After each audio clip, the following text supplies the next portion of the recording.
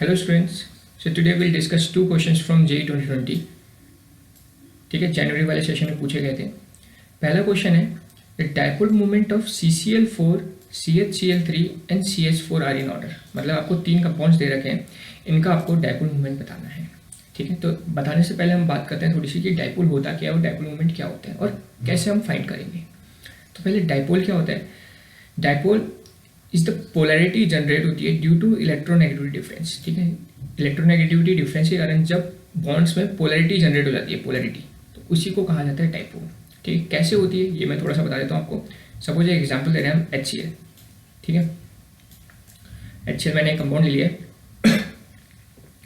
तो डेफिनेटली इसमें इलेक्ट्रोनेगेटिव कौन है, क्लोरीन। तो क्लोरीन अपनी तरफ इलेक्ट्रॉन खींचेगा, तो क्लोरीन इलेक्ट्रॉन खींचेगा तो हमने थोड़ा एरो क्लोरीन की तरफ दिखा दिया। ये जो एरो है ये डाइपोल मूवमेंट को रिप्रेजेंट करने का रास्ता है कि क्लोरीन ने अपनी तरफ इलेक्ट्रॉन खींचे। ठीक है, तो क्लोरीन ने इलेक्ट्रॉन खींचे तो इसलिए क्लोरीन के ऊपर क्या चार्ज आएगा, पार्शियल नेगेटिव चार्ज आएगा, और हाइड्रोजन के ऊपर क्या चार्ज आएगा, पार्शियल पॉजिटिव, डेल्टा पॉजिटिव या पार्शियल पॉजिटिव इसको बोलते हैं, और delta negative that is partial negative इसको हम बोलते हैं। ठीक है, और because of these two charges, ये एक पॉजिटिव पोल है, एक नेगेटिव पोल है, that's why it is called dipole. Di का मतलब टू पोल जनरेट हो गए। ठीक है, इसी को कहा जाता है डाइपोल।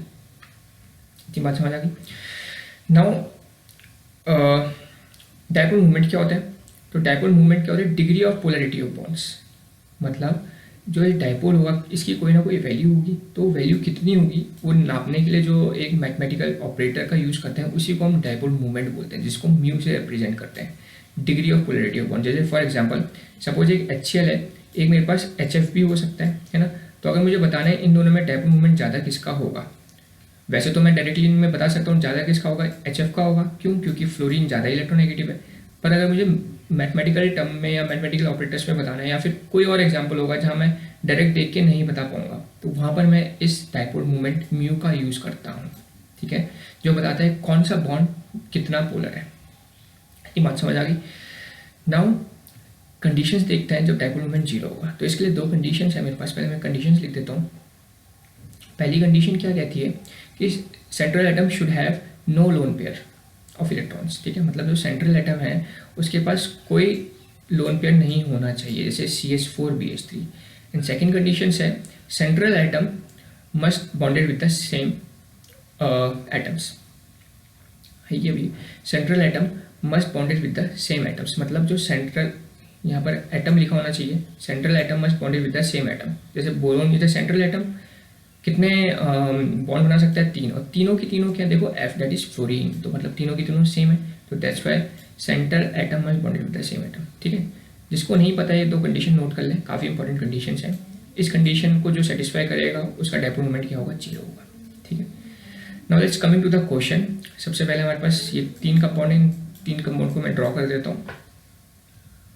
ओके, तो तीन कंपाउंड हमारे सामने आ गए, तो चेक करते हैं। पहला कंपाउंड है CCl4, कार्बन टेट्राक्लोराइड। तो central atom is carbon. Carbon के कितने वैलेंस इलेक्ट्रॉन होते हैं, 4 वैलेंस इलेक्ट्रॉन होते हैं, तो चारों के चारों वैलेंस इलेक्ट्रॉन है। और अब देखोगे चारों के चारों वैलेंस इलेक्ट्रॉन में क्या बना हुआ है, 4 बॉन्ड भी बने हैं। मतलब क्या एटम के पास कोई लोन पेयर ऑफ इलेक्ट्रॉन है, तो डेफिनेटली नहीं है, क्योंकि 4 के 4 बॉन्ड बन चुके हैं, तो कोई लोन पेयर नहीं है। मतलब पहली कंडीशन सेटिस्फाई हो गई।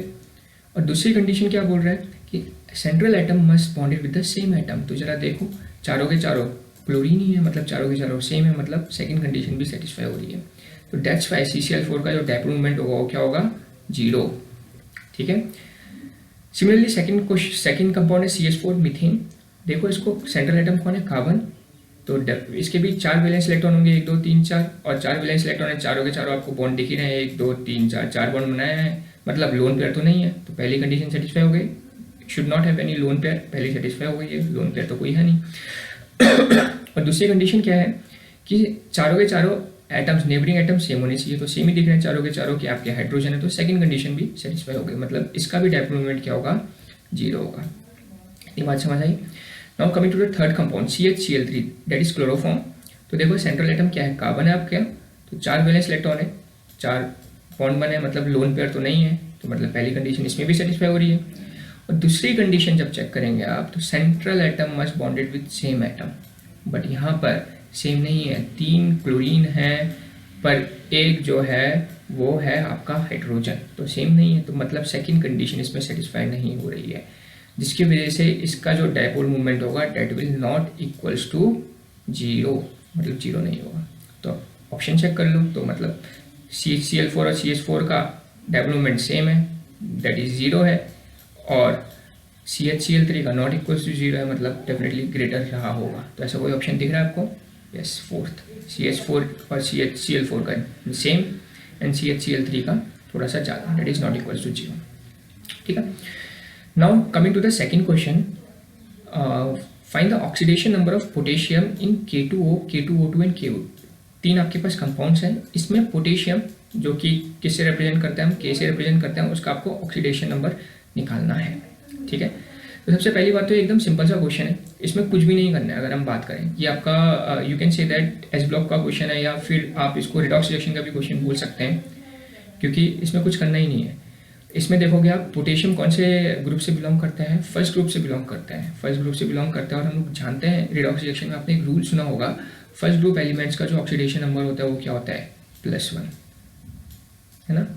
सेकंड ग्रुप वालों का ऑक्सीडेशन नंबर क्या होता है, +2। इस टाइप के रूल्स आपने सुने हैं, जिसको नहीं पता है उसके लिए मैंने एक अलग से वीडियो बनाई है, वो अलग वीडियोस में उन रूल्स को देख सकते हैं।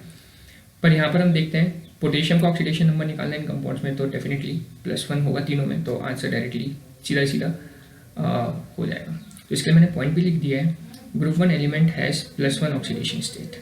ठीक है, अब अगर आप लोग को इसके कॉन्सेप्ट्स में जाना है तो कॉन्सेप्ट भी सिखा देता हूँ।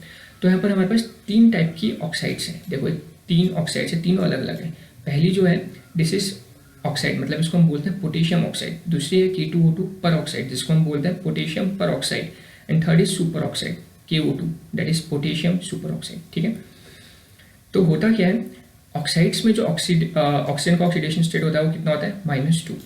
तो पोटेशियम को निकालना, हमने पोटेशियम को x मान लेते हैं, पोटेशियम को x मान लिया, तो यहाँ पर 2 हैं, तो कितना हो जाएगा 2x प्लस ऑक्सीजन कितना है, एक ही है, तो इसलिए 1 का -2 × 1 0, तो इसको सॉल्व करेंगे तो x की वैल्यू कितनी आ गई 1। ठीक है, परऑक्साइड्स में जो ऑक्सीजन का ऑक्सीडेशन स्टेट होता है वो होता है -1। तो फिर से पोटेशियम को x मान लेते हैं, तो सॉल्व करते हैं इसको, 2x + 2 × -1। ये बात समझ आ रही है, एक ऑक्सीजन का -1, पर यहाँ पर कितने ऑक्सीजन है, 2 ऑक्सीजन है, तो 2 से मल्टीप्लाई करना पड़ेगा। इसको सॉल्व करते हैं तो x की वैल्यू यहाँ पर भी कितनी आ गई, आपकी 1 आ गई।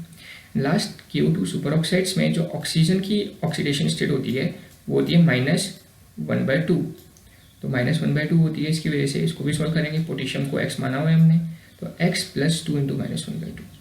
एक ऑक्सीजन का -1/2, पर यहाँ पर कितने ऑक्सीजन है 2, तो 2 से मल्टीप्लाई कर दिया, तो इसको सॉल्व करा, तो यहाँ पर भी x की वैल्यू कितनी आ गई, 1 आ गई। तो देखेंगे आप, चाहे कॉन्सेप्चुअल वाइज करेंगे, चाहे डायरेक्ट थ्योरी कॉन्सेप्ट लगाएंगे, तो तभी भी हमारा आंसर कितना आ रहा है, 1 1 1।